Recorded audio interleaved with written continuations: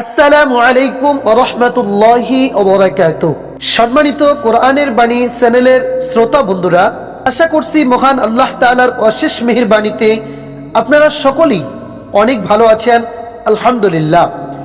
সম্মানিত বন্ধু, আজ আমরা আলোচনা করব মাত্র একটা আমল যদি আপনি করতে পারেন তাহলে ৭০,০০০ ফেরেশতা আপনার জন্য দোয়া করবে, সুবহানাল্লাহ।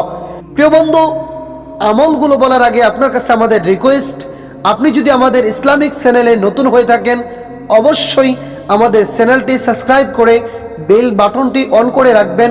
যদি আগের থেকে সাবস্ক্রাইব করে রাখেন তাহলে আপনার জন্য অনেক অনেক অভিনন্দন। হযরত মাকাল ইবনে ইয়াসার রাদিয়াল্লাহু তাআলা বর্ণনা করেন, মহানবী সাল্লাল্লাহু আলাইহি ওয়াসাল্লাম বলেছেন, যে ব্যক্তি সকালে 3 বার আউযু বিল্লাহিস সামিউল আলিম মিনাশ শাইতানির রাজিম পাঠ করবে, অতঃপর সূরা হাশরের শেষ 3 আয়াত পাঠ করবে, আল্লাহ তাআলা তার জন্য ৭০,০০০ ফেরেশতা নিযুক্ত করে দিবেন, সুবহানাল্লাহি ওয়া বিহামদিহি। এই আয়াতগুলো পাঠকারীর জন্য ফেরেশতারা সকাল থেকে সন্ধ্যা পর্যন্ত রহমতের দোয়া করতে থাকবেন, সুবহানাল্লাহ। এই আয়াত পাঠকারী সেদিন মারা গেলে মহান আল্লাহ তাআলা এই আয়াত পাঠকারীকে শহীদের মর্যাদা দেবেন, সুবহানাল্লাহি ওয়া বিহামদিহি। যে ব্যক্তি সন্ধ্যায় সূরা হাশরের শেষ 3 আয়াত পাঠ করবে সেও একই মর্যাদা লাভ করবে। অর্থাৎ সে যদি মাগরিবের পর এই আয়াত কারিমা তেলাওয়াত করে পরের দিন সকাল পর্যন্ত ৭০,০০০ ফেরেশতা গুনাহ মাফের জন্য আল্লাহর কাছে দোয়া করবেন, সুবহানাল্লাহ। আর সে যদি রাতে মারা গেলে শহীদের মর্যাদা আল্লাহ তাআলা তিনাকে দান করবেন।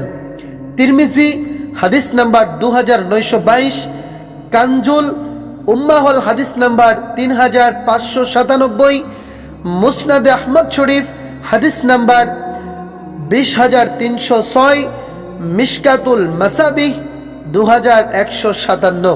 প্রিয় দর্শক, আমরা অনেকেই এই 3টি আয়াত অর্থাৎ সূরা হাশরের শেষ 3 আয়াত আমরা সঠিকভাবে উচ্চারণ করতে পারি না।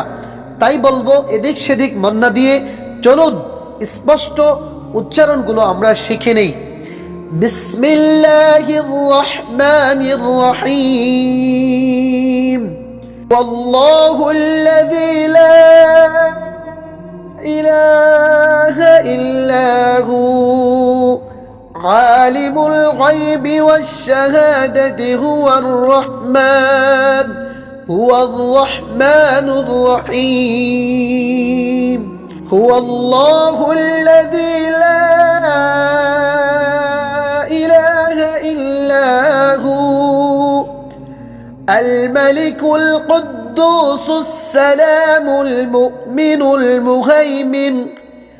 المهيمن العزيز الجبار المتكبر سبحان الله عما يشركون هو الله الخالق البارئ المصور له الأسماء الحسنى يسبح له ما في السماوات والأرض وهو العزيز الحكيم صدق الله العظيم।